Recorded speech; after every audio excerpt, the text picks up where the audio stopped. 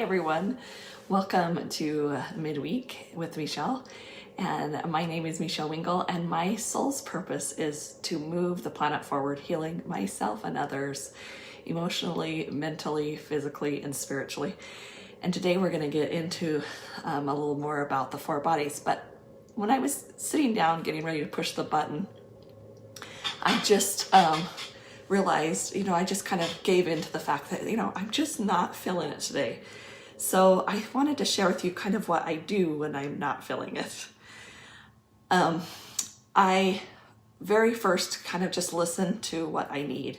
So today I have this onyx necklace that is very grounding. So I wear it and I put it underneath right next to my skin as soon as possible.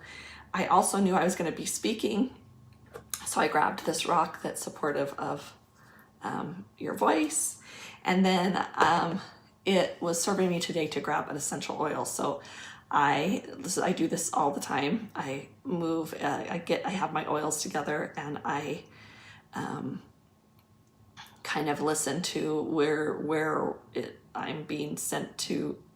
So I have boxes and I open it up and I just kind of sit for a minute and think about where I need to close my eyes, and I kind of just get a sense of one of the oils or where it's at in the box, and I pick that up.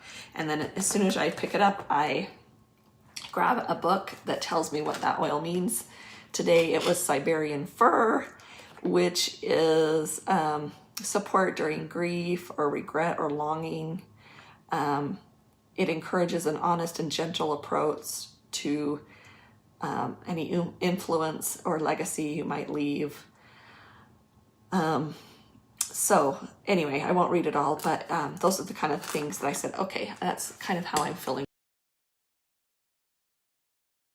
Kind of what I do when I have those moments, because we all do. We have those times when we can just feel it in the air, and I don't know what it is, but I'm feeling it. I'm feeling it in the air.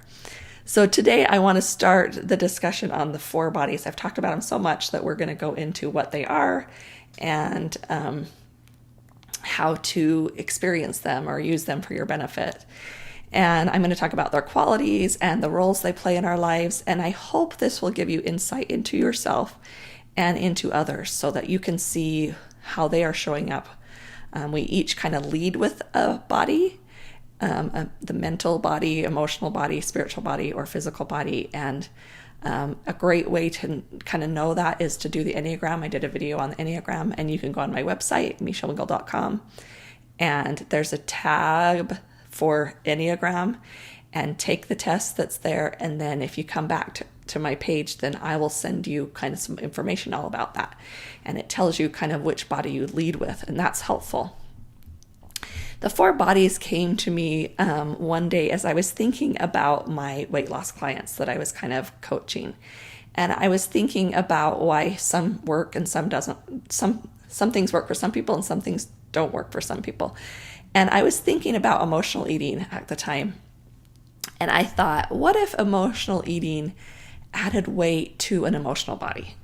And I thought that was interesting because what I was teaching was all physical body things. I was teaching how many calories made a pound of weight, or how many calories were burned in this and those kind of things, or what I did back and forth to help that physical body. But I just, in that moment, I thought, what if the weight, if I was emotionally eating, what if that weight was being added to an emotional body? And I know it sounds strange, but at that moment, these four bodies kind of just separated within myself, and they begin to become clear in my experience. And I immediately began putting together my curriculum and putting to paper the understandings that were coming to me in my mind, and as I listened quietly. Kind of like when I do that morning thing this morning, I just sit for a minute and let the information come. And the information came is in a tidal wave, and I'm learning new things all the time. In fact, what I'm going to share with you today has some new insights that are just in the last month that I've added to my understanding of the four bodies. And I'm amazed at how over the last few years, I think it's been 4+ years since I had that experience with the four bodies, at least. And I am surprised at how much I'm hearing it come up. A lot of people are working on developing their mental body or their emotional body or spiritual body. It's showing up a lot. I'm hearing it a lot. So I'm grateful for that, because it means different people are tuning into this information, and it's been really good feedback, and I'm learning from them. Sometimes, as I have, so Einstein, thank you, Einstein, would do these things called thought experiments, where he didn't ever go into the lab. I don't know if you know that. We have a great video I made about thinking like Einstein, and he didn't go into the lab and do experiments with little test tubes and stuff. He had what he called thought experiments. And so I do those thought experiments all the time, and I kind of take things apart and put them back together in my head. And as I was doing that and coming and learning about the four bodies, I had to decide what words to use to describe the concepts that I was understanding. And I just want to say, sometimes don't get too hung up on the words or the vocabulary, but instead see the deeper meaning behind the word. Because sometimes we get so stuck on the what's and how's, and actually what that is that's the mental body. The mental body needs to know exactly what's going on. And we've all overused and overemphasized our mental body. The mental body wants an exact word. But if we could kind of push that off aside for a little bit and get the essence of what I'm talking about, then use your own word. I don't want to ever make anyone feel like the things that I say are 100%, because every word I use is always symbolic of something else. It's just the way it all comes in context with my experience and yours too. So I call the four bodies the physical body, the emotional body, the mental body, and the spiritual body. And they work together, and they each bring a huge part to the whole of our experience. They are like systems of the body. So we have a circulatory system, we have a respiratory system. It's like that, where it's in its own function, but if our respiratory system is not working well, then it affects our circulatory system. So they kind of interact. They're independent, but they interact with each other. Today, I want to focus on the physical body and its counterpart, the spiritual body. So each of these bodies are connected in different ways. The physical body makes up our physical world and being, and our cells, anything tangible, our systems and the functions. And I like to use the first word that really made sense to me was form.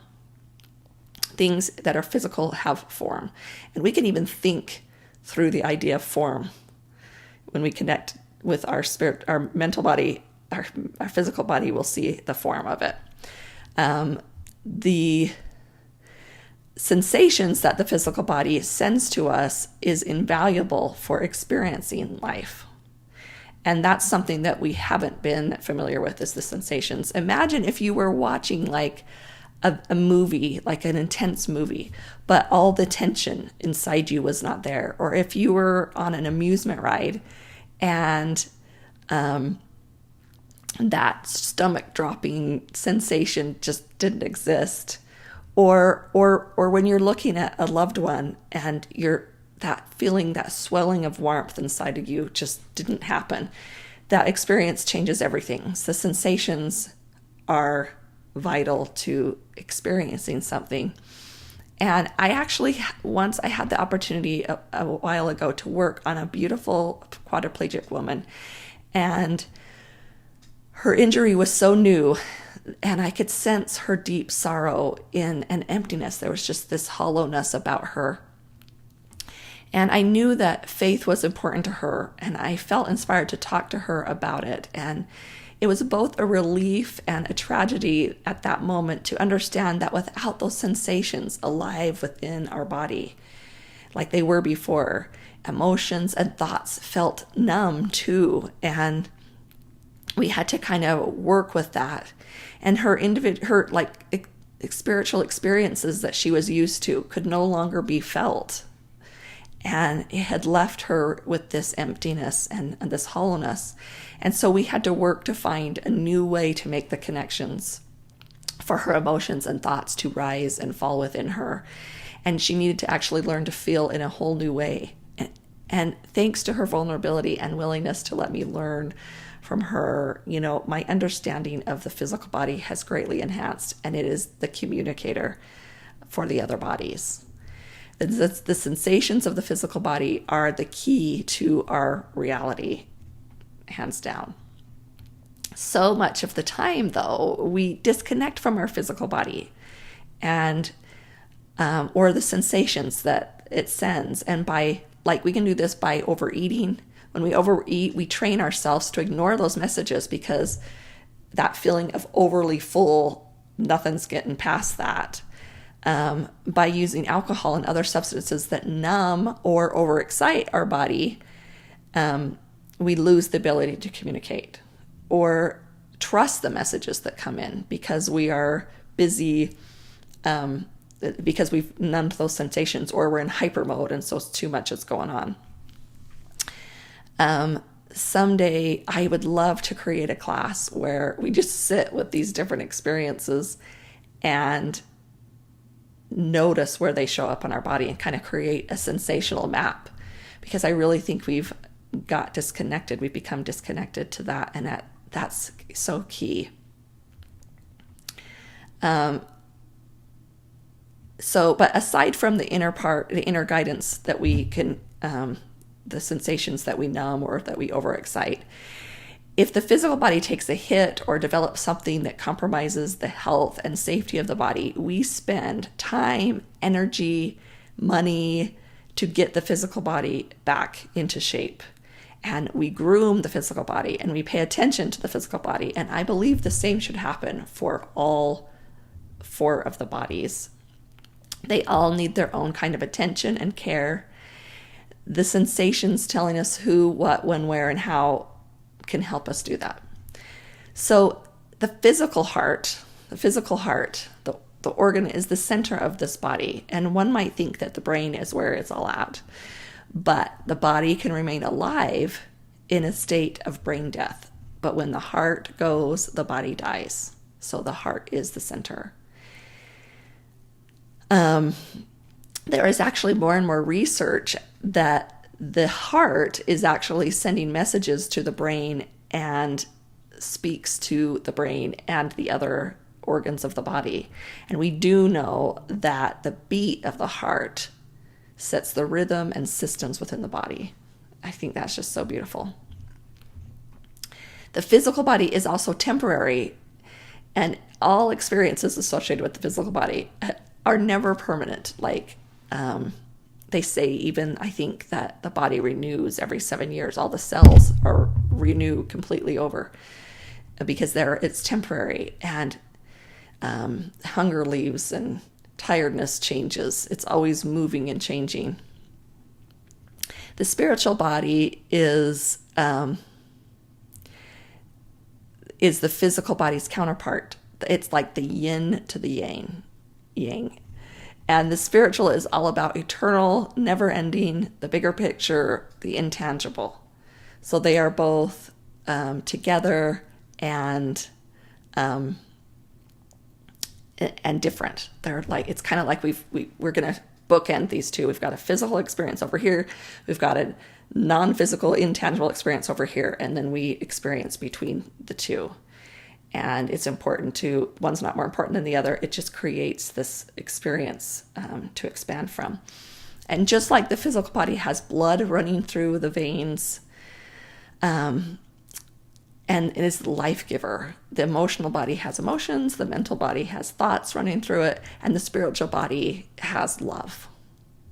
The center of the spiritual body is the heart, and it's not the anatomical heart like the physical body, but it is the part of us that experiences wonder, embodied in quotes like, "The best and most beautiful things in the world cannot be seen or even touched. They must be felt with the heart." That's what Helen Keller says. Carl Jung says, "Your vision will become clear only when you can look into your own heart. Who looks outside dreams, who looks inside awakens." Both of these experiencing from Helen Keller and Carl Jung using the heart, I would call a spiritual experience. It's both an enlightening and a calming experience at the same time. That's the spiritual body. The spiritual body's goal is connection. It is all about connection. And love is the means by which that connection could be made. It's the ingredients. And friends of mine who have separated from their bodies, from their physical body, existing only in their spiritual, tell me that instantly they were filled with love. Remember, that's the lifeblood of the spiritual body. And their connection to others was automatic. They knew everything about the people they came in contact with. And they loved them as if they understood where they had come from, why they had done things. And there was immediate connection there. And they just loved all who came in contact with them. This is the full manifestation of the physical body.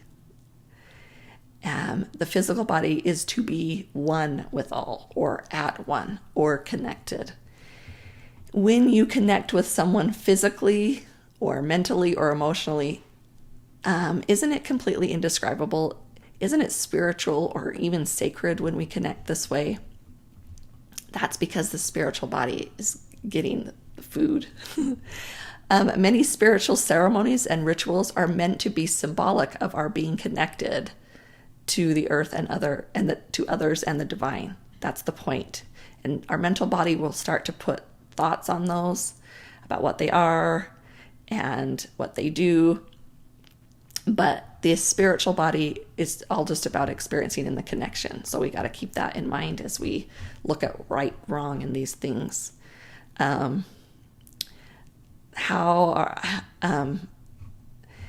So when I'm asked, how did they separate? I'm guessing my friends separated when they were, some people were in a horrific car accident, some were on an operating table, some experienced separating from their bodies just in a moment of spiritual experience. So that's how they separated. I hope that answers your question. Let's see. Once connection is fully understood, I really believe this, and becomes part of who we really are, then our thoughts shift and in positive ways, and our emotions soar to the highest frequencies, and our physical bodies actually begin to heal. So if you are looking for the real fountain of youth, it is in connection. It is in spiritual. And don't think of spiritual like you've normally thought about it. Think of it as this connection.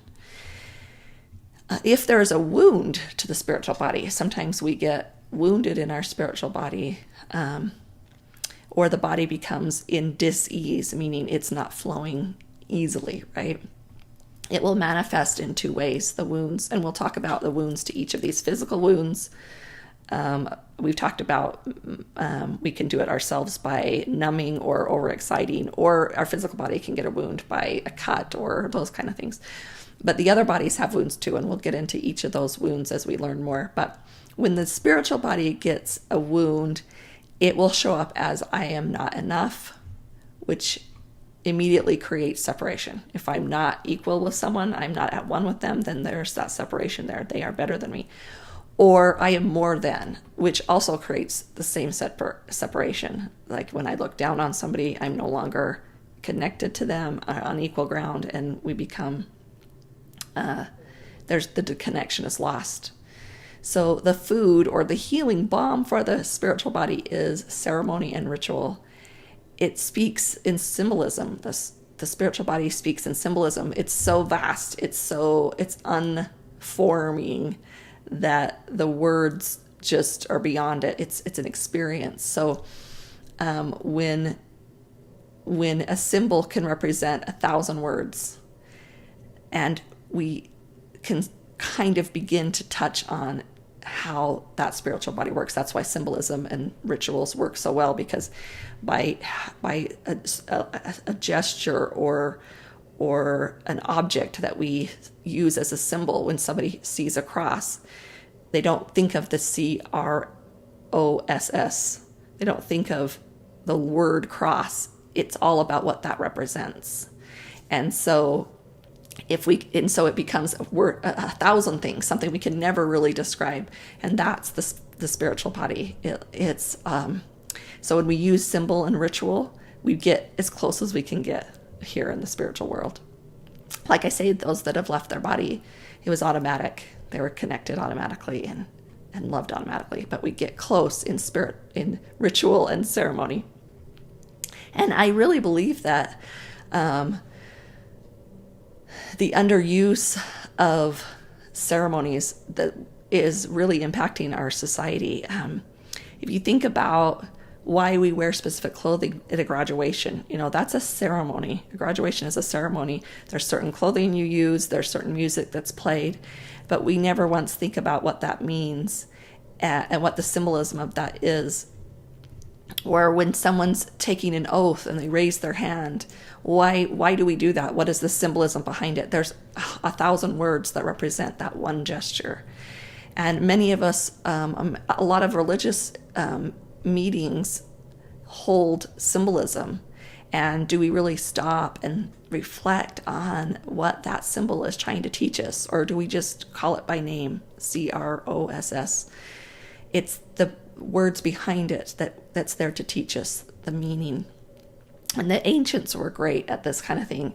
If you study any kind of ancient group of people, they will always have many ceremonies and rituals, many symbolisms, and they really fed that spiritual part of them. And like I said before, I think when you feed the spiritual part of you, then your thoughts come into alignment with positive, your emotions come into alignment with the positive, your physical body actually starts to regenerate. So I think it's really something, a disservice that we've done in our society to let go of some of these spiritual important rituals. And at another time, I'm going to teach a little bit about the yin and yang of the emotional and mental body. They work together and they work as a team as well. And at thewholenessnetwork.com, under the classroom, there's a tab that's classroom. There's a fantastic online class that, first of all, there's introduction to the four bodies. But Robin and I, my business partner, have put together this online class that is all about creating with the four bodies and gives so much information, talks about the Enneagram, talks about creating what you're moving into in your life. However you want to create a better marriage, you want to create a business, you want to create more love in your life, that's creative. And so we've created this online class that teaches you all about how to work with the four bodies. So check that out if that's interesting to you. In ending, I want to just share with you my music. So this week's music is A Higher Love it's a remake after Whitney Houston passed away. It's her voice, but it's one that I have listened to over the last 7 or 8 months. I've shared it, I think, to Facebook more than once because it's called Higher Love. We need a higher love, but it's upbeat. So my goal, I hope, if you watch that video, that you dance physically, let your physical body release and let go as you listen to this music. And as you do so, I know that you will have spiritual experiences. You hear the words and really allow a higher love to come into your life. So I will see you next week. And it was great talking to you. Hopefully you spend some time supporting your spiritual and physical body. We'll see you next time.